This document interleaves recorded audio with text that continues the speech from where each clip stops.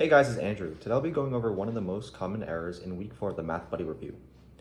I'll be discussing question 21 from the calculator section, which can be found in test 6 of the official SAT study guide. Now on to the problem. Question 21 states, a study was done on the weights of different types of fish in a pond. A random sample of fish were caught and marked in order to ensure that none were weighed more than once. The sample contained 150 largemouth bass, of which 30% weighed more than 2 pounds. Which of the following conclusions is best supported by the sample data? Pause the video now if you need more time to solve the question. A couple of important pieces to note is that the sample is completely random, since the question states a completely random sample of fish were caught. Of the sample, we are given that there are 150 largemouth bass, and 30% weighed more than 2 pounds.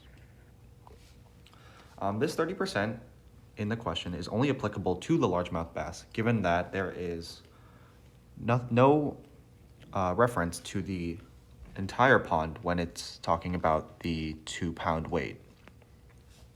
Since it only gives us part of the sample, which is the 150 largemouth bass, we cannot make any conclusions about the population of the entire pond.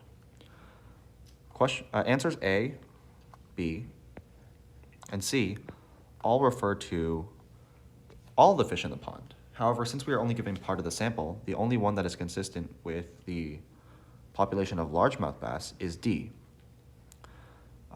which states approximately 30% of all largemouth bass in the pond weigh more than 2 pounds.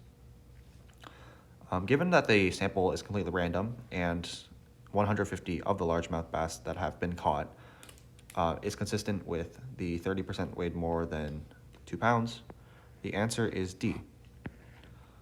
Since a completely random sample can be applied to the entire population, specifically for largemouth bass here.